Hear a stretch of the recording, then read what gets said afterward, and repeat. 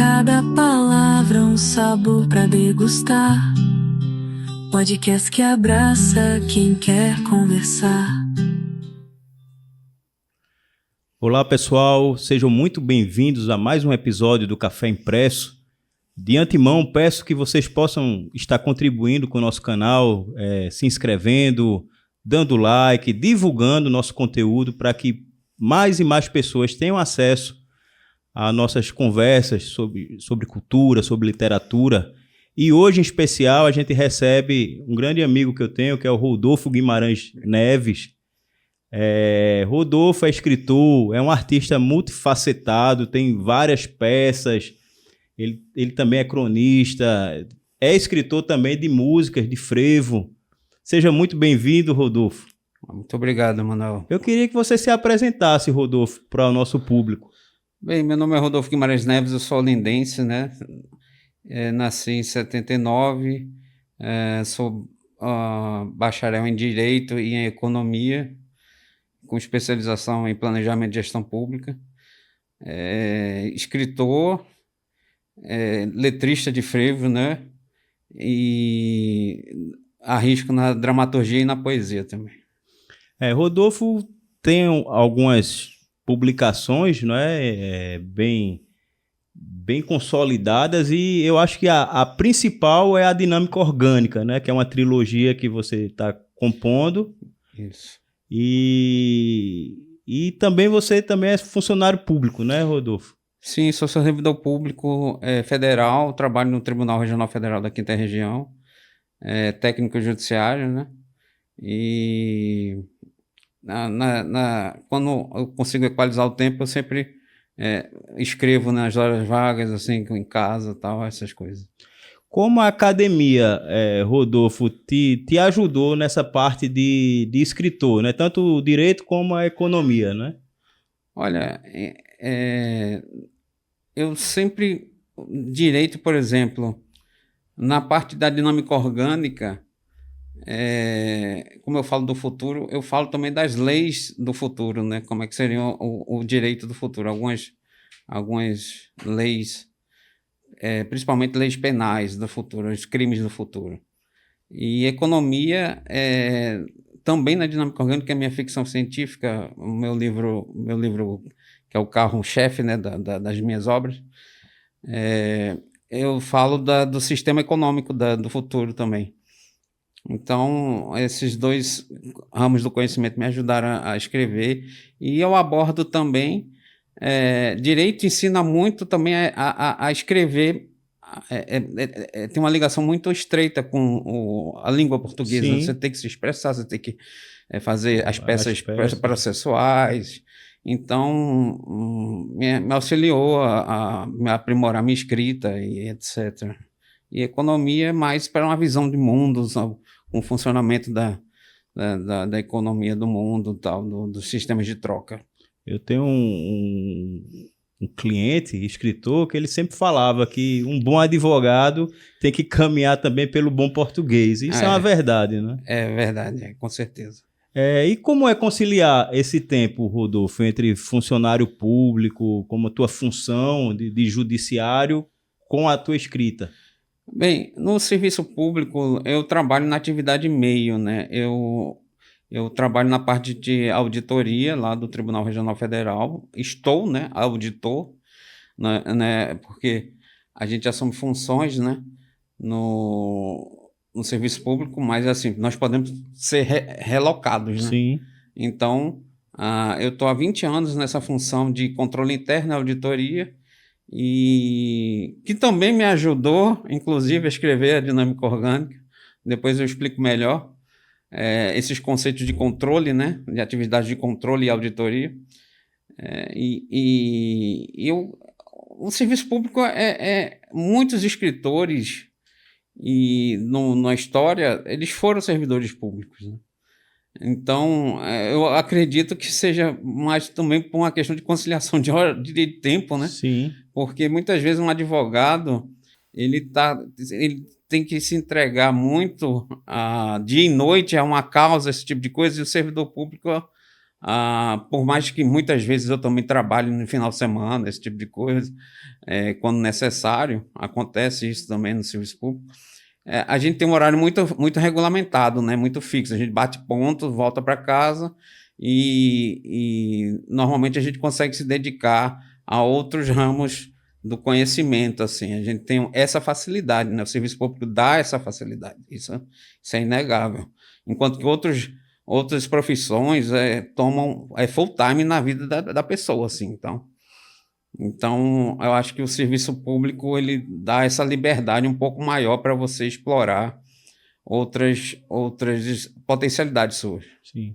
Muita gente pensa que ser escritor é só inspiração, não é? Não tem muita transpiração, mas a gente sabe que é árdua a vida do escritor, não é, Rodolfo? É árdua a vida do escritor e você escreve, você tem que fazer a revisão do texto, você com o tempo aprende a escrever melhor as técnicas de escrita, os vícios de linguagem. Muitas vezes meus primeiros trabalhos eles continham alguns vícios de linguagem que eu fui detectando com o tempo e para ser um bom escritor, para você procurar ser um bom escritor, né?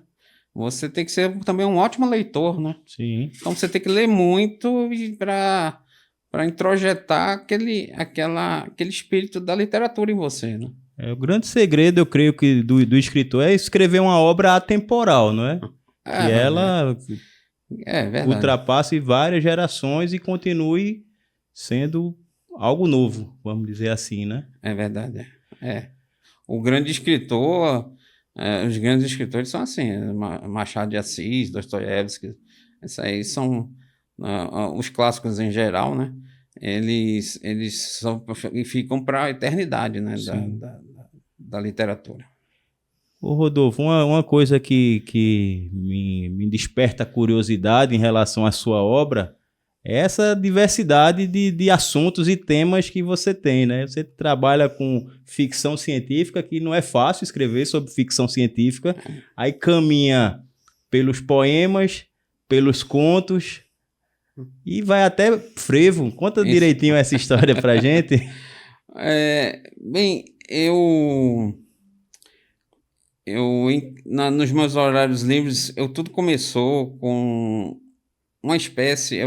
Na época eu era casado com Yara, né? E eu tinha um cantinho só meu assim na casa, né? Então era o meu cantinho de sossego, assim. Eu tinha 2 enteados que super hiperativos, essas coisas todas. Aí eu passei assim, eu vou começar a escrever.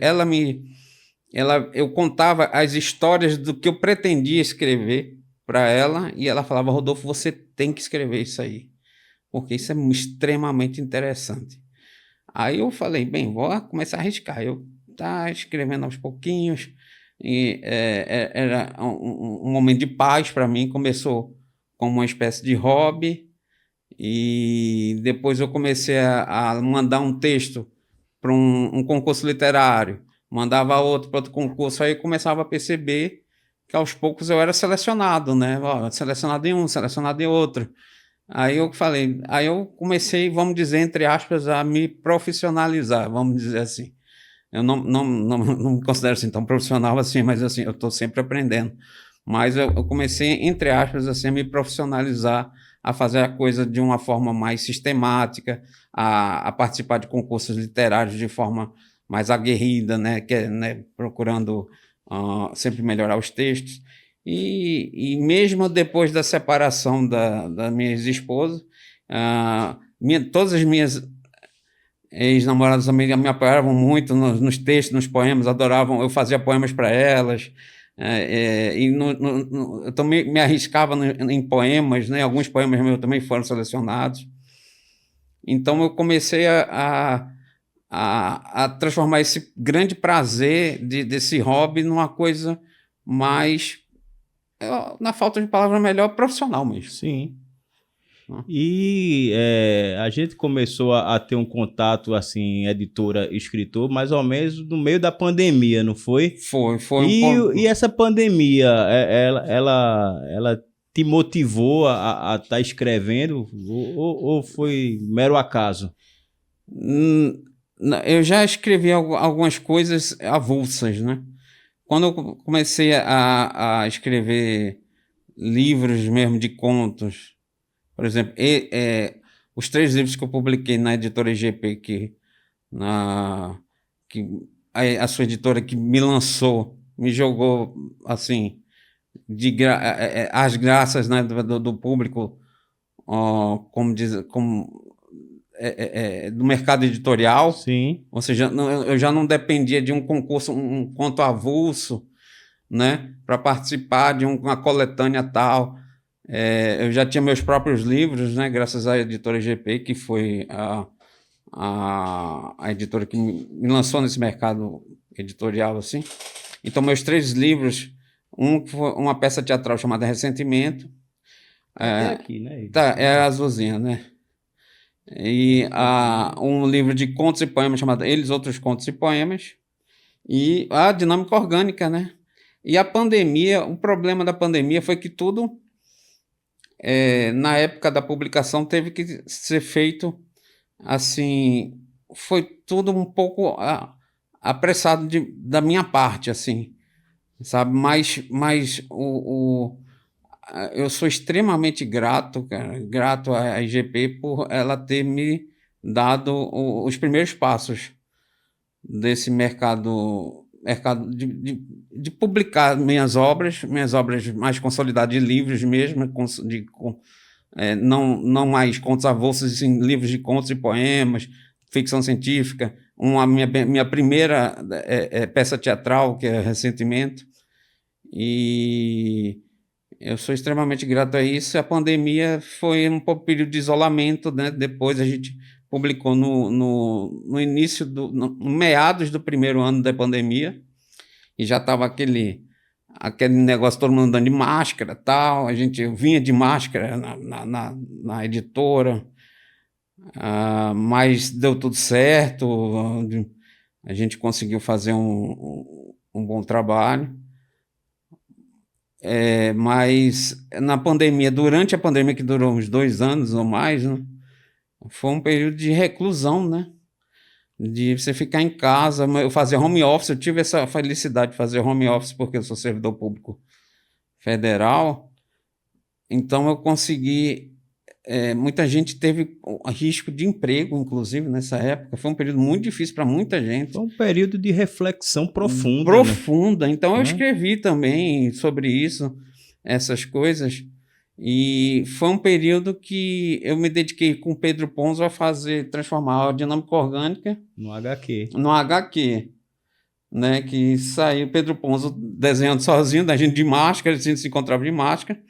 Mas ele ficava lá ele é o grande artista da dinâmica orgânica em HQ, né? Ele é o responsável pela arte gráfica incompleta. Benê Oliveira, né? Fez a coloração, teve a Roberta Cirne também ajudou em alguma coisa, e o roteiro foi o próprio livro, né? Mas o grande artista da dinâmica orgânica em HQ foi Pedro Ponzo. Então, esse período de reclusão foi uma oportunidade de me contratar com ele, vendo em alguns momentos, enquanto ele ficava fazendo o trabalho dele, eu fazia meus outros textos, né? E participava de concursos avulsos também. Sim. Foi um período muito, muito ruim, muito ruim do ponto de vista de relações sociais, mas assim, teve até uma certa produtividade. Eu mandei muitos textos para concurso literário. Por incrível que pareça, foi uma época que tivemos muita produção. Não tivemos publicação, mas a produção foi muito intensa, porque os escritores tudo enclausurados em casa, né? E não fazia outra coisa a não ser produzir. É verdade, é isso mesmo. Eu fazia isso mesmo. E ficava em casa e pedia comida pelo telefone, chegava em casa, olha... foi isso que sentar e escrever. Assim. Era terapia. Era meu escape. Era a terapia da época. E falar da dinâmica orgânica, a gente se alegra bastante, porque foi um trabalho realmente que que foi um marco não só na sua vida, como na vida da IGP também. E delícia, ela né? é uma obra que ela une filosofia, une biologia, química, física. É algo Verdade. bem futurista. E o que eu acho mais interessante nesse romance, né, de ficção científica é que ele é dado na nossa cidade, aqui em Recife, não é? Foi. Rapaz, tem uma história interessante sobre isso, sobre Recife.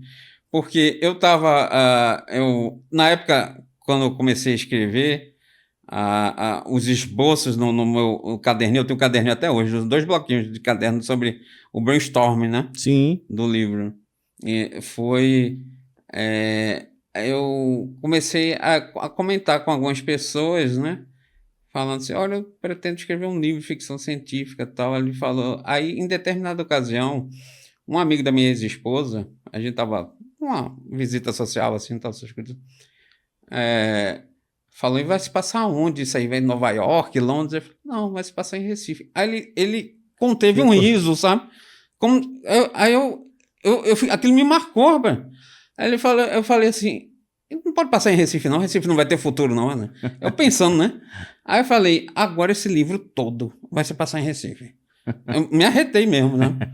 Aí você vê que realmente tem uma Você é um parte que é do mundo. pernambucano bairrista mesmo. Não, e tem coisas regionais no livro, tem regionalismos no livro, tem bolo de rolo, tem Praia de Boa Viagem, né? Mas é um futuro, 2749 já é um futuro distante, né? Então muita coisa muda, mas muita coisa fica como história, né? Aí tem um trecho do livro que eu acho curioso, assim, que eu gosto muito de citar, que ele está num prédio. São Lourenço da Mata vai ser a grande capital de Pernambuco, assim, na minha imaginação será, né? E aí tem uns prédios, uns mega edifícios em São Lourenço da Mata, esses edifícios de quilômetros de altura, tal. Aí o personagem olha, né? Ele veio do passado, né? Ele é uma chave para combater. É uma história bem complexa, os mega-organismos e tal. Aí ele olha da varanda lá, uma espécie de varanda assim, envidraçada lá do prédio, gigantesco, mega edifício. Aí ele olha assim, a Boa Viagem lá embaixo assim, aí parece uma maquete, né? Ele fala, parece uma maquete. Ele aponta lá no canto assim, fala assim, aponta mais um pouquinho para a esquerda, fala, aquilo ali é o Recife antigo, né? Aí o cara do futuro, o Dimitri, olha para ele e fala assim, ó, nos dias de hoje todo o Recife é antigo. Aí é uma parte que marca o livro, assim, é bem interessante, assim, logo no comecinho. E o interessante da dinâmica orgânica, que você citou, né, essa questão dos elementos vivos, aí tem a questão da telepatia. Fala um pouquinho como é essa questão do futurismo na tua obra. Bem, eu vou contar vamos dizer, como é que foi forjado o universo de dinâmica orgânica. Primeiro teve uma Terceira Guerra Mundial, né? É uma ficção, né? Então a gente explora muitos cenários, né? Então na Terceira Guerra Mundial, um mundo devastado, principalmente o hemisfério norte, né? No final do século XXI, e um mundo altamente tecnológico, mas devastado por radiação, por vírus, né? Teve ataque biológico e tal. Então, muitas áreas cultiváveis, muitas áreas até de moradia foram comprometidas, né? Foram envenenadas, vamos dizer assim. E tudo tinha que ser otimizado. Aí veio um período de reflorescimento chamado a Grande Primavera, que a humanidade começou a se ressurgir, mas cingiu-se que os países do hemisfério sul foram menos atingidos pela Terceira Guerra Mundial, por esses ataques horríveis, né, de biológicos, nanotecnológicos e nucleares.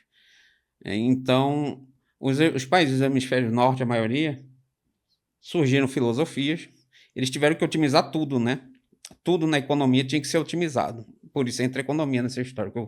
Eu gosto de economia, sempre gostei de economia desde jovem. Né?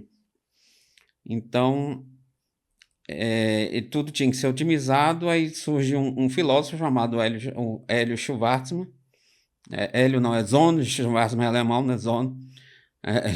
Me confundi com um colunista da Folha, mas deixa. Zone Schwarzman.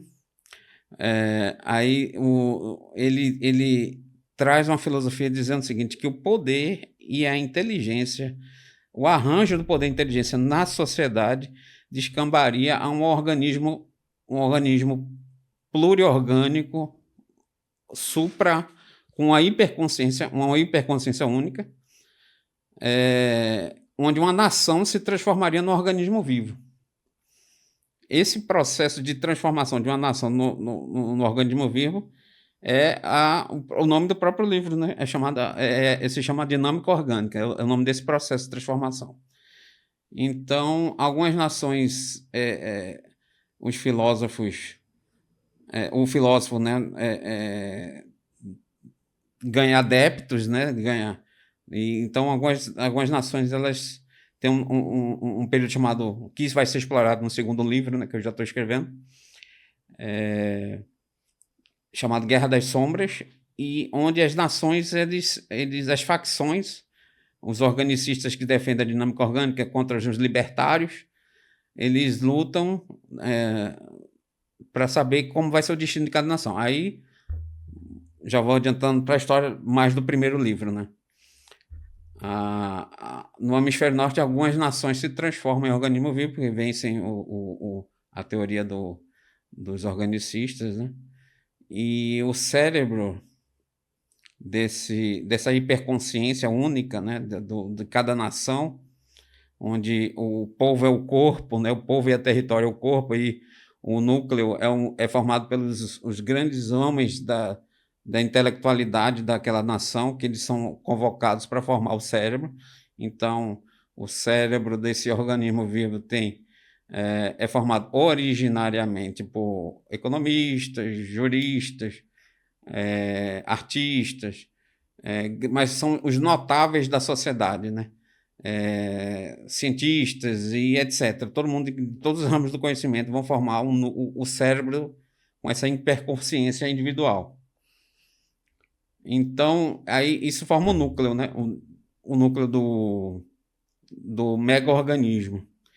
E a grande história é que eles lutam, aí o mundo livre, cujo baluarte é o Brasil, do defensor do mundo livre, né? É por isso que o Brasil entra nessa história toda, que é um dos países menos afetados e é o que recebe muitos estrangeiros refugiados. Ele luta junto com alguns outros países antes periféricos, né, do sul, contra alguns mega-organismos do norte. Então, eles estão lutando não é contra uma sociedade totalitária, eles estão lutando contra um organismo vivo gigantesco. Ele como eu costumo dizer, eu digo muito isso, assim, é a pior espécie, entre aspas, de totalitarismo, espécie no sentido de ser viva, assim, é um trocadilho que eu uso. Sim. Então, no início da dinâmica orgânica não se sabia muito bem onde ia descambar, mas descamba realmente no organismo vivo. E é o fim da história, ainda aborda essa temática de fim da história, né? É o fim da história de um povo e início da história de um organismo vivo. E, né, é uma história tão complexa assim, que tem viagem no tempo, tem clonagem, tem um monte de coisa e tal, sei lá o quê. Aí eles buscam pessoas do passado que tenham relações com pessoas que estão no núcleo presentes do mega-organismo para explorar algum tipo de debilidade do núcleo para poder invadir. Então, eles têm forças-tarefas que invadem o que seria o país, mas na verdade é um organismo vivo, né? Como se fossem corpos estranhos sendo combatidos até pelo sistema imunológico daquele ser. Assim. É bem interessante mesmo, é bem confuso. E essa metáfora que você faz, político-social, Isso. Ela é um desabafo que você faz nos dias atuais, porque a gente vive hoje com essa incerteza política, social, a mercê de uma terceira guerra que a gente vive hoje. Seria uma crítica a esse modelo que a gente vive hoje? O livro, muito embora no livro, que fique bem claro, os mega-organismos são realmente seres, literalmente, organismos vivos, Da mesma forma, abrindo parêntese aqui, que eu tenho um protozoário no copo d'água. Aí o universo todo daquele protozoário é aquele mundinho de água. Ele não consegue entender o que é, o que tem além.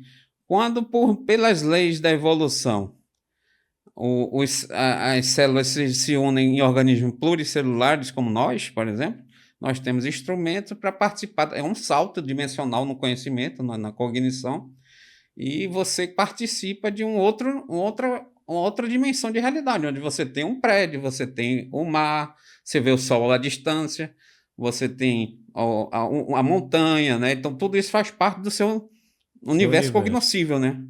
Você tem instrumentos, você tem olhos, né? Você tem um cérebro, essas coisas tudo. E quando esses seres pluricelulares se unem para formar um mega-organismo, eles dão um outro salto dimensional, que os países livres não fazem isso, eles continuam respeitando os direitos e garantias individuais do cidadão, mas os mega-organismos não respeitam. Os operários assim são meras células, literalmente, do organismo, né? Então, eles têm uma outra linguagem que o mundo livre não consegue decifrar. Então, eles querem entrar no núcleo desse ser para decifrar essa linguagem, de como eles veem o universo, tal, que deve ser muito mais próximo dos astros, tal, é uma outra dimensão de entendimento. Bem, enfim, fechando esse parênteses, é uma metáfora, a totalitarismo, seja de esquerda, de direita, que eu rejeito qualquer... A gente está aqui para não levar bandeira, na verdade. A gente fala dos fatos em si, né? Seja de esquerda, de direita, seja qualquer coisa totalitária, onde o Estado domine completamente a vida do cidadão, compreende? Eu sou completamente contra isso. Sim. Eu sou a favor da liberdade individual, dos direitos e garantias individuais. Então, todo livro é uma grande metáfora nesse sentido de como o Estado, às vezes, domina até demais e faz dos indivíduos meros instrumentos que podem ser descartados, né? Você vê na União Soviética, eles apagavam cidades do mapa e abriam cidades em outros lugares, e a população que não era ouvida, né? Não, essas coisas. Eu estou dando exemplo da União Soviética, era de esquerda, sim, assim. Sim. Mas o nazismo, na Alemanha também era um Estado todo opressor sobre o indivíduo, né? O indivíduo não tem a liberdade de exercer suas potencialidades de indivíduo. Ele é mais um instrumento do Estado. A gente consegue já observar essa questão das tiranias quando a gente começa a ver um Estado tirando a identidade do povo. Exatamente. Quando o Estado começa a destruir essa questão da identidade do povo, é que a gente começa realmente a ver a questão da tirania, né, do Estado. Pois o poder do Estado é um negócio surpreendente, né? A gente criou, o Leviatã de Hobbes, né? A gente criou um monstro gigantesco e ele não pode ter, até numa sociedade anônima, as minorias têm direitos. Sim. Então nas nossas sociedades, minorias também têm que ter direitos preservados, para que não sejam esmagadas pela grande maioria, assim, pelo pensamento de manada, por exemplo, que é um perigo, né? Seja de qualquer matiz ideológico. Eu não vou nem citar aqui A ou B, partido C ou D. Não é o caso. A gente está citando o conceito em si. Conceito. Né? Qualquer matiz ideológico do espectro direita e esquerda. O totalitarismo em si, que existe o termo totalitarismo, né? É o Estado total, né? É o Estado sob todo o controle, com controle total sobre os indivíduos, e isso me assusta muito, né? O livro é como se fosse um grande aviso do que o pior pode acontecer, né? Mas o pior do pior mesmo, né? Que seja descaracterizar a humanidade para caracterizar um bicho, né? Um gigantesco assim. E uma outra curiosidade que a gente tem na sua obra é a questão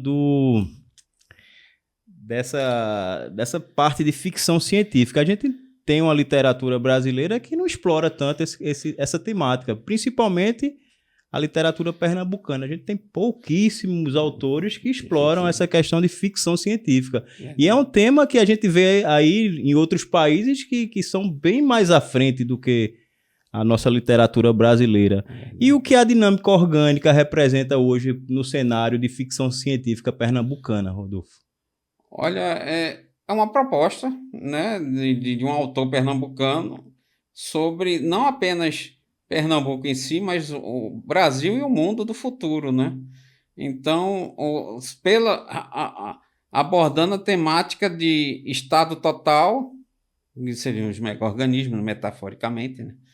E seria um alerta de um pernambucano sobre os perigos da gente suprimir os direitos e garantias individuais do ser humano a favor de um Estado que você dá um controle, um poder total para alguns burocratas ou com classes produtivas ou que seja. Seria a burguesia futura, não é? Poderia ser, a burguesia poderia ser uma nomenclatura soviética, por exemplo. Tudo que é totalitário assim,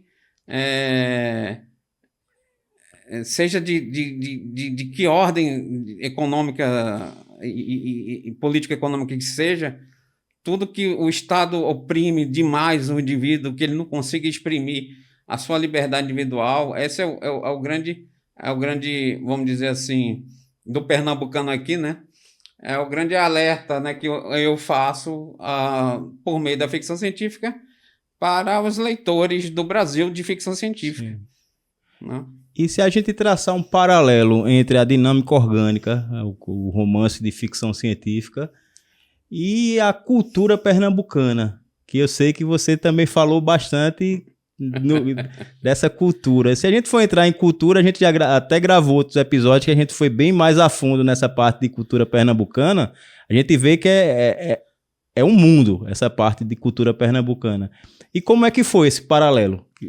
Eu como bom pernambucano, né, nós somos, assim, um tanto bairristas, então eu exploro alguns aspectos da cultura pernambucana no livro, muito embora, como se passa daqui a 2.700 anos, né, muita coisa, imagina-se ter mudado, né, mas tem pequenos elementos que se conservam ao longo do tempo. Ao longo do tempo, né?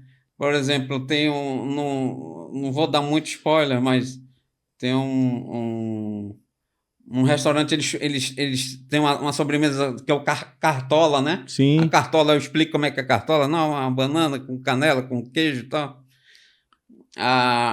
Teve o bolo de rolo. Bolo de rolo, a praia de Boa Viagem, né? O cara pergunta sobre os tubarões. Aí, então, esses pequenos elementos que eu faço questão de colocar no livro, porque pernambucano é assim, né? Pernambucano, ele gosta de colocar, de mostrar sua identidade, né?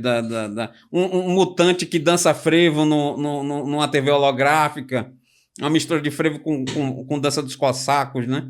Porque tem muita influência russa, de imigrantes russos vindos da guerra. Há alguns elementos assim que eu não diria espíritos assim, mas foram assim, não teve alguns elementos de inspiração kardecistas, e há uma espécie de profecia, mas muita gente renega a profecia dizendo que aquilo não é muito bem feito, que haveria depois de uma guerra a vinda de muitos imigrantes para o Brasil, né? E os eslavos ficariam no Nordeste. Eu peguei essa deixa e coloquei no livro, sim, com os eslavos como misturados com os nordestinos, né? Convivendo aqui no futuro, daqui a 2.700 anos, né? Eles seriam tanto que tem Dimitri, né? O nome de um personagem. Lisandra Sokolov, né? Como é que se chama? O sobrenome já diz, né? Sokolov é russo também. Então eu faço essa mistura. Aí eu tenho uma parte que tem um mutante que rapidamente ele passa assim numa TV e vem um mutante com 4 braços dançando com dança do cossaco, meio mistura dança do cossaco com o frevo. Com frevo, negócio de frevo. Essas pequenas, aos pouquinhos eu vou colocando, inserindo algumas coisinhas, só para deixar a marca de Pernambuco mesmo. Porque Pernambuco é imortal, né? Então a gente vai ter coisas, elementos da nossa cultura que vão resistir por milênios, mesmo com imigrantes ou sem imigrantes. Vai ter a Rua do Bom Jesus, né?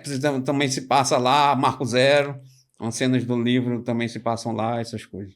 O seu livro, ele traz eventos futuros e eventos do hoje também, não é? Na questão da viagem de tempo, não é? Sim. Inclusive tem uma cena, já tem algum tempo que eu li seu livro, que fala até que tem um jogo de futebol, né? Tem uma cena que... do esporte náutico, né, também. O esporte náutico não seria o futebol propriamente dito, seria uma mistura de futebol com futebol americano, que homens e mulheres jogavam no mesmo time. Então, aí o personagem olha assim, né, ele já alcoolizado, pelas razões que no livro diz, né? Aí fala assim, que diabo é isso que tem homem e mulher jogando no mesmo time, assim? Aí, mas umas funções diferentes, assim, essas coisas. Eu explico como é que é o jogo, mais ou menos. É mais um jogo de inteligência, né? É uma mistura de futebol com futebol tabuleiro americano, também, com negócio, sei lá o quê. Aí o Náutico, eu coloquei o Náutico ganhando do esporte, né? Na Arena Pernambuco. Mas hoje todo mundo tá ganhando do esporte, infelizmente, né, Rodolfo? Não, aí eu já não digo isso. Eu tô, como bom alvirrubro, eu coloquei tá achando o Náutico bom, ganhando, né? Eu coloquei o Náutico nesse esporte específico, chama. Sim. Mas é isso. Então, esses pequenos elementos, sabe? Que eu coloco no Calçadão de Boa Viagem, ao Teatro Santa Isabel. São coisas assim que, num mundo livre, eles não vão descaracterizar nossa história assim, totalmente. Assim, uma história muda as coisas, mas existem elementos que são nossa memória, né? Independentemente de imigrações, independentemente de tempo passado, são coisas da nossa cultura que são eternas mesmo. Sim. E aí, falando de cultura, falar de Pernambuco, falar de um cidadão olindense e não falar do frevo, a gente não está falando nada, né? Então, me fala como é que foi tua experiência em composições de frevo, como é o Rodolfo Fulião. Queria que você pudesse estar falando um pouquinho. Olha, o Rodolfo Fulião é um cara muito bem comportado, sabe? Eu costumo, em vários carnavais, o que eu costumo fazer é sair da casa da minha avó no Varadouro. Eu tomo minha cervejinha, vejo o povo passar, eu gosto de ver o povo passar fantasiado. Acho engraçado, fico conversando com a família e tal, essas coisas. E vou até o Cirola, vejo o Cirola sair. Sim, o hino do Cirola tá no livro, né? Eles cantam o hino do Cirola com holograma, com gente na lua cantando e tal, essas coisas. Só um pequeno parênteses. Eu coloco os créditos, né, no livro, assim, retirado da internet e tal, essas coisas, tá tudo lá. O hino do Cirola. Aí eu sempre vejo o Cirola sair. Isso há anos e anos, acho que mais de uma década. Eu ainda não saí no Cirola, sabe? Mas eu vou lá para assistir o Cirola sair. Normalmente ou é do Atlântico ou é daquele São Bento. Sim. Que ele sai e canta um hino lá. Eu vou esse ano para a Lua, não é privilégio, não é? Então eu vejo e acompanho o Cirola até ele começar a ser verdadeiro. Normalmente eu não gosto de me misturar muito no negócio, não, mas aí eu tomo minha cerveja, eu já me dou por satisfeito, porque é uma música que me agrada muito, é um bloco que eu tenho um carinho muito grande, assim, como mesmo não fazendo parte ainda, né, no ingresso, mas O carnaval tem um pouco da minha família, na verdade, tem muito na minha família, porque meu avô e meu tio, que já faleceram há mais de 10 anos, meu avô era maestro de, De orquestra. de orquestra, de negócio. E, se eu não me engano, dizem os registros que ele foi o primeiro maestro do Bloco Elefante de Olinda, se não me engano. Um dos primeiros, ou o primeiro, algo nesse sentido.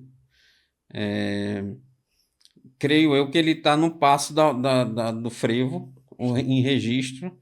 Eu já fui no Passo do Frevo, eu fiquei de ver os registros do meu avô e tirar umas fotos, sabe?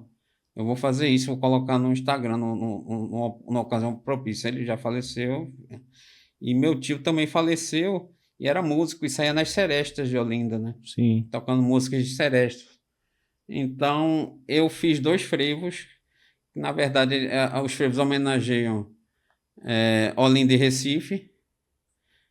Um é um frevo de bloco, se chama com parceria, um arranjo, né, de Maestro Parromelo, Sim. né, porque na verdade eu não toco muito instrumento, eu toco um pouquinho teclado, mas pouca coisa.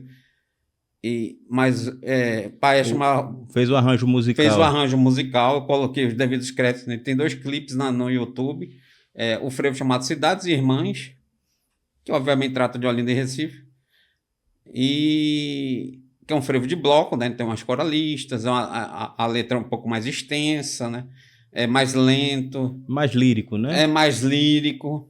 E tem um frevo canção, que a letra é um pouco menor, o refrão se repete bastante e é muito mais agitado, chamado Aurora das Festas. Eu falo da Rua da Aurora, essas coisas. Então, mas também falo de Olinda e Recife. Eu fiz em homenagem ao meu avô e meu tio. Sim. Muito embora eu fale das cidades, mas foram grandes homenagens aos Sim. dois. Eram para ser poemas, E se só que tornaram quando eu pessoas. bati o olho nos poemas, era para estar nesse livro aí, eles, outros contos e poemas. Aí eu falei assim, rapaz, tá com uma cara de frevo, rapaz. Aí um colega meu do trabalho, Geraldo, ele chegou para mim, rapaz, por que tu não faz um frevo com isso aí? E me indicou o Maestro Parromelo. Aí a gente fez um contrato e ele fez o arranjo, né? Aí eu fui falando assim, olha, é mais ou menos assim, o poema, eu já tinha música na cabeça, bati o olho no poema, já tinha música na cabeça. Aí era assim, lá, lá, lá, lá, lá, lá, lá, lá, lá, lá, lá, lá. Aí o Maestro Parromelo passando para a partitura, né? E depois ele deu uma melhorada, inclusive. A gente contratou os coralistas, contratamos como se chama, um estúdio e músicos, e fizemos a gravação dos 2 frevos, os 2 frevos, e eles se encontram no YouTube, na minha página no YouTube. É só procurar Cidades Irmãs e Aurora das Festas, do Adolfo Guimarães Neves, assim, você vê lá. Quem fez o clipe, né, com imagens de domínio público, foi meu primo Caio. Coisa boa. Então tá eternizada a memória do seu avô e do seu tio nessas canções. Quer deixar o nome para registro? Sim, claro. É meu avô, Milcides Coutinho Neves, e meu tio Manuel Carlos Vital. São pessoas que eles partiram numa distância de 6 meses. Cara. Então foi um embaque muito grande na família. Aí isso marcou, e para passar os anos, eu falei, já fazia poemas, né? Aí eu vi com a música, parece que surge, né? Na cabeça, assim, você lê o poema, fala assim, parece que alguém estava falando na minha cabeça, assim, tá? Lá, lá, lá, lá, falei, rapaz, eu vou... Tinha uma musicalidade o próprio texto, né? O texto tinha uma musicalidade. Aí eu tirei desse livro e transformei em frevos mesmo. E registrei na Biblioteca Nacional, tá tudo registrado, tá, essas coisas. Eu queria que você pudesse estar falando agora um pouquinho sobre essa coletânea do seu... Eu creio que foi o 2º livro, não foi? O Poemas? Eles, Outros Contos e Poemas? Sim. Foram meus livros de contos, né? Meus contos, que publiquei pela IGP, e alguns poemas meus, assim. É o Amarelinho. Eu tenho uma alegria muito grande desse livro. aqui. Eu não sei se eu sou um poeta muito bom, mas eu comecei a me arriscar nos poemas também, não fiquei só nos contos, né? E alguns contos, eles têm pequenos toques de realismo, pequenos, que eu poderia dizer. Pequenos ganchos, pequenos toques de realismo fantástico. Então, quem lê percebe assim. Tem alguma parte que você queira ler para o ouvinte? Eu leria um poema curto assim, chamado Vestido de Sol, que eu tenho um carinho muito grande por esse poema, inclusive, se me permitir. Sim, com certeza. Né? Aí fica ao crivo do público, né? Sobre se do gosto se o poema é bom ou não, tal, essas coisas todas, porque eu escrevi com muito carinho nesse livro, esse poema aqui. Vestido de Sol, né? Numa busca desesperançosa pelo mais sombrio pântano, foi com surpresa e espanto que eu percebi a aurora. Entre as copas da vegetação, entre as mais vis feras, você me lembrou como era valiosa a iluminação. Na escuridão do lamaçal, um farol. Guiava-me como uma estrela, atraindo e salvando pela beleza. Encontrei você vestida de sol. Pronto. Muito obrigado. Muito bom, muito bom. E é isso. E tem contos de tem contos, vai tanto de policial como de realismo pequeno, realismo fantástico, de conspirações, essas coisas. Ele tem correlações um com o outro, não, né? Não. Só acho que uns 2 ou 3 contos, o mesmo comissário de polícia é a mesma pessoa, que é o Rubens, né? Que eu pensei em colocar como se fosse um personagem. Você começa com contos e finaliza com os poemas, né? Geralmente. Isso, exatamente.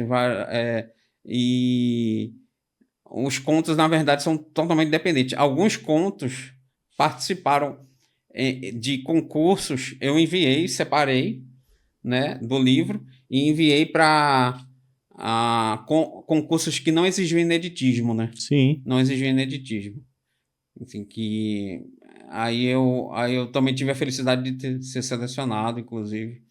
Então, é o que me deixa feliz duplamente, né? Primeiro, pela primeira oportunidade da IGP ter me dado esse pontapé na carreira artística e a duplo reconhecimento, né? Não só da IGP, como de outra editora que reconheceu a qualidade e tal do conto, essas coisas.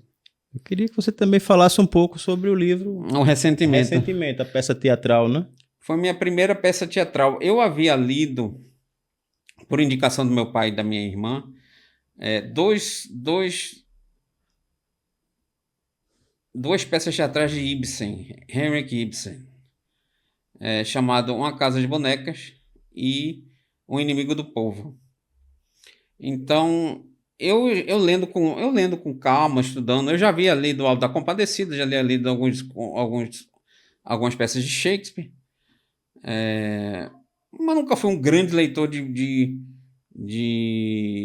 dramaturgia, não. Mas Ressentimento era para ser um conto, só que tinha falas demais. Aí eu pensei assim, eu lendo o Ibsen, né? Tava lá lendo o Ibsen e lendo o Inimigo do Povo, você começa a entender. Foi depois que eu fui buscar a teoria, sabe? Você começa a entender a lógica da estrutura de uma peça teatral. As falas, como é que se organiza, o layout, essas coisas todas. Como o conto tinha muitas falas, eu alarguei um pouco o conto, que aliás ainda é fino, viu? O livro ainda é fino. Ele trata de um recém-aposentado, um servidor público, né? Recém-aposentado, sofre pelo isolamento do Covid, inclusive, né? É um homem muito solitário e ele tem uma válvula de escape que é um amor imaginário para uma atriz de televisão.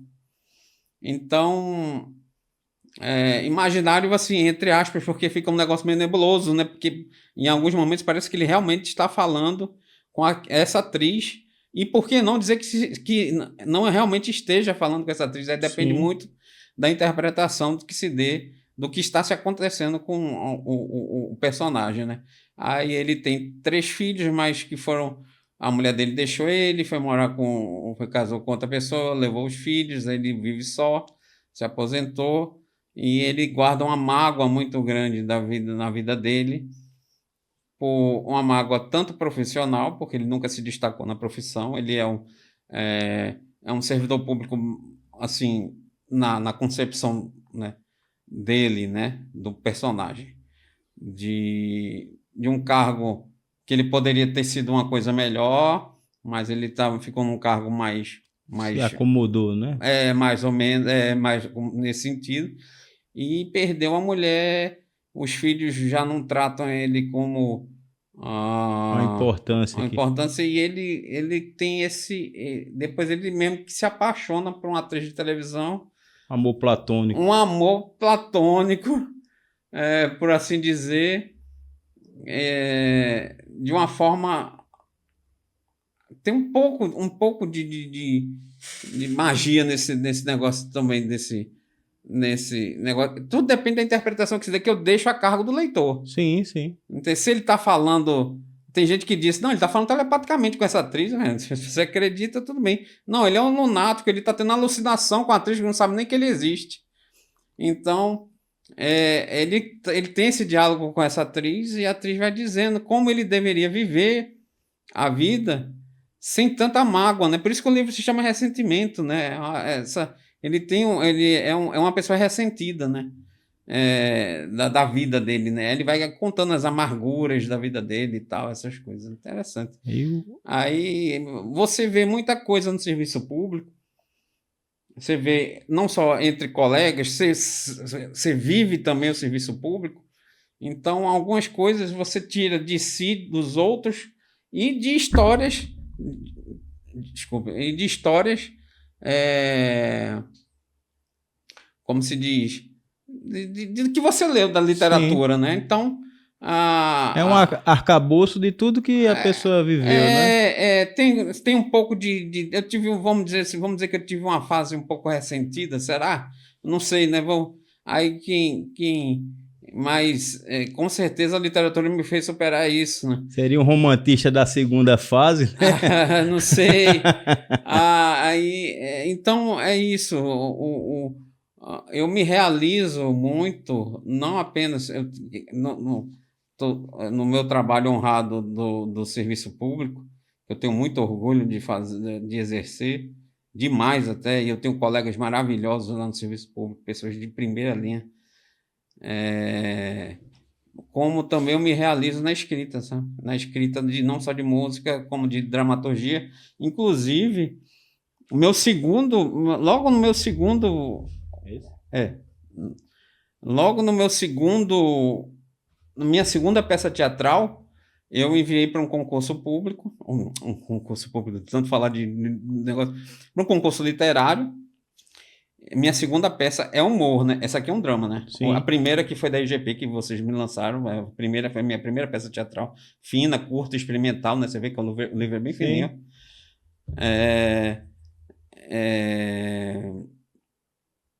O meu segundo, que eu fiz mais elaborado, já estudei mais, eu li um livro de doc comparado sobre roteiros, li livros sobre texto, sobre dramaturgia. Se aprofundou na escrita. Eu me aprimorei, né? E eu fiz uma peça de humor chamada Resignação, e eu tive a felicidade de ter ficado em primeiro lugar no concurso 2023 da revista PUB, né? Da Associação da Associação Brasileira de Advocacia Pública, né? Sim. Aí a revista PUB, aí teve o lançamento lá em São Paulo, fiz questão de ir lá em São Paulo para o lançamento do livro. Não teve o prêmio, foi alguns exemplares do livro, né? Reconhecimento, né? Mas eu fui lá para a noite de autógrafo mesmo. Sim. Aí eu conheci pessoas maravilhosas lá, conheci o Guilherme Porvinho, pessoa fantástica mesmo, incrível, grandes escritores. E foi uma felicidade muito grande, porque logo no meu segundo texto teatral, eu tive essa vitória tudo começou com Ressentimento, né? Da Sim. IGP. Tudo começou com uma peça teatral, Ressentimento. Aí eu fiz Resignação e eu tive essa felicidade. Agora já estou bolando minha terceira peça teatral também. E qual a mensagem que você traz que a gente pudesse unificar em todos os seus livros? Olha, eu acho que eu colocaria unindo Eles, que é o principal conto do meu livro, Eles Outros Contos, que dá o nome ao livro, inclusive. A peça de humor, o Ressentimento, Dinâmica Orgânica, é a busca da felicidade apesar das entraves, seja de que natureza for da vida, né, das intempéries da vida, e apesar de qualquer tipo de opressão que você esteja vivendo, busque sua felicidade, seja até estatal, no caso de dinâmica orgânica, né? Busque sua felicidade, sua individualidade e seja você mesmo, né? Não seja quem queira, o que outras pessoas esperam de você, ou que outras pessoas queiram que você seja. Eu acho que tem uma frase de Nietzsche, um filósofo famoso, falando assim: não há preço, né? Algo nesse sentido, faz muito tempo que eu li, que não há preço alto de você ser o que você é, algo nesse sentido. Então, eu acho que você ser o que é, independente do julgamento e independente de forças externas, inclusive estatais, né? Eu acho que é um direito seu de buscar sua felicidade, seu jeito de ser, né? Eu sou muito defensor da individualidade e da felicidade da pessoa, da busca da felicidade. Você já falou que está escrevendo o segundo volume da Dinâmica Orgânica, da trilogia. Tem uma peça também. Tem uma peça que tô bolando a peça. Eu escrevo muito, eu queria deixar até registrado aqui. Eu não parei de escrever contos avulsos, não. Eu escrevo contos avulsos para a revista Literatura Fantástica. Quem tiver interesse, é do... Como é que se chama? É um amigo meu, irmão camarada agora, é Jean Álamo.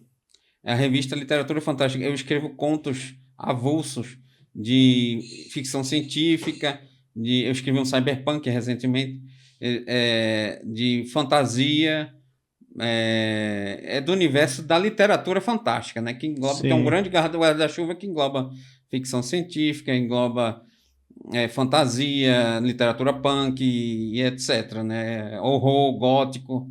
Então eu já escrevi agora para um livro para a editora Literatura ao Máximo, um livro não, um conto avulso também, que vai compor o livro chamado, uma coletânea chamada Vitória Sombria, que se passa na cidade de Vitória, no Espírito Santo, que eu morei lá por 15 anos, inclusive, e faz parte da minha vida, né? Aí eu escrevi um conto de suspense e terror, né? Então eu vou explorando suspense, terror, ficção científica, tal, humor, como no caso da peça teatral, frevo, né? Poesia. Então é isso. Eu vou tateando, explorando, e a gente sempre tenta aprimorar nosso trabalho e fazer cada dia melhor, né? A nossa cidade, além das belezas que existem e dessa multi cultura que é presente no Recife, Isso. é também conhecido como Mal Assombrado, né? Demais, é verdade. Entendeu? Então é um grande plano de fundo para essas suas obras, né? Vou fazer um conto sombrio, né? Um conto de horror aqui em Recife, já estou bolando isso. Eu faço muito brainstorming, tá? Eu tenho um programinha no meu celular chamado Evernote. Aí eu tô passando, bate uma ideia, eu vou lá, eu deixo registrado lá. Aí ele fica guardado. Eu já tenho mais de 70 brainstorms de contos. Então tem na agulha, tem no cartucho, melhor dizendo, né? Eu tô com 70 contos ainda querendo sair da cabeça, né? Então, uma peça teatral, um outro frevo, e esse de Vitória Sombria se passa em Vitória do Espírito Santo, que eu morei lá também por 15 anos. Mas eu vou escrever um de Recife também, um terror bem regional também. Sim. Mas se Deus quiser, assim, tô cheio como é que se chama? Brainstorms, né? Sobre contos, né? Principalmente contos, né? Mas é isso. A gente vai lutando, se aprimorando, tentando escrever cada vez melhor e fazer um trabalho melhor. A gente vai deixar também na descrição do vídeo o seu Instagram para quem quiser adquirir suas obras, não é? Muito obrigado. Que aí, pessoa que tiver interesse pode estar entrando em contato com você e fazendo essas compras, né, dessas obras. Que mensagem final, Rodolfo, você deixaria para quem acompanhou até agora esse podcast? Olha, eu colocaria assim... É a grande mensagem das minhas obras, né?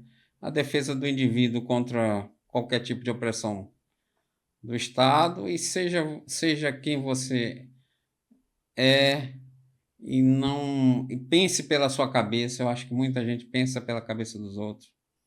Nessa época de radicalismo político, eu acho que as pessoas estão perdendo um pouco o senso crítico das coisas, seja de que, sem citar, de todas as matrizes ideológicas. Sim, né? sim. Então, eu acho que você tem que, seja você mesmo, pense por si só e busque sua felicidade sendo o que você é. Eu acho que essa é a mensagem que eu colocaria para as pessoas. Importante a gente dizer que a gente só tem um Brasil, não é? A gente não tem vários Brasis, né? Exatamente. E uma bandeira. Uma bandeira, uma nação, um hino, uma pátria, né? Isso é que é importante a gente deixar claro, né? Nosso querido Brasil, um país muito amado. Coloquei o Brasil lá como baluarte do mundo livre, do mundo futuro, 2749. É o país mais importante do mundo livre, né? O que não se tornou um mega-organismo, assim, muito interessante. Eu queria, só para encerrar, a gente mostrar aqui algumas... Você pudesse mostrar aqui o trabalho do Pedro Punzo, que foi fantástico, né? Pedro Punzo é genial. Algumas genial. ilustrações, né? Essas câmeras aqui, né? A capa é um pouco mais grossa, né? É um livro, um quadrinho, né? Um HQ. Tem uma parte introdutória, porque é uma história um pouco complexa, então a gente situa o leitor na parte introdutória. Aí ele é colorido, né? São 120 páginas. Então tem um glossário no final para quem tiver alguma dificuldade de algum conceito abordado na dinâmica orgânica. E umas obras bônus, assim, de desenho, bem legais, né, de Pedro Punzo, assim. Ele realmente é um desenho fantástico mesmo. Tem desenhos muito bem elaborados, um ciborgue aqui, muito bem elaborado. Então, é um trabalho de altíssima qualidade, inclusive gráfica, e colorido, né? Não é tão fácil encontrar, assim. Ainda tem caixas em casa, assim. E Pedro Punzo também tem. Para quem não tem o tempo para se debruçar no livro físico, é uma boa alternativa, né? O HQ, para entender o conceito da dinâmica orgânica, né? É verdade. Pensa em outros projetos para as outras também, em HQ, as outras da trilogia? HQ é um negócio muito custoso, né? Mas eu penso sim. Eu penso em transformar cada livro da trilogia, eu já estou no segundo, já escrevi mais de 60 páginas no segundo, né? Que vai se chamar, tem o título provisório de A Luz Invicta, e como eu posso dizer, eu gostaria muito que fosse um HQ também, para fazer uma trilogia, tanto em livro como em HQ. Sim, sim. Mas a HQ é um negócio muito dispendioso, assim, é muito custoso. Mas a gente se arranja aí, se acosta um pouquinho, tira o escorpião do bolso e faz aí, a gente tenta fazer. Muito obrigado, Rodolfo, pela presença. Eu que agradeço. Enriqueceu bastante aí esse cenário literário, essa conversa. Foi uma honra estar aqui com você. Agradeço aqui pessoalmente a sua pessoa por ter publicado meus primeiros livros, a editora IGP, né? Se não fosse por eles, eu não teria andado muito para frente. Foi na época da pandemia, foi uma época difícil, né? E mesmo assim fizemos, né? Então, eu estou aqui com uma demonstração de gratidão aqui, pessoal, aqui com a sua pessoa e toda a equipe da IGP. Tá? Obrigado. E peço que vocês possam estar seguindo nosso conteúdo, não é? Através do YouTube, se inscrevendo no nosso canal. E até a próxima, pessoal. Até a próxima, obrigado. Café Impresso é um encontro sem fim. Vozes que dançam como notas no jardim. Cada palavra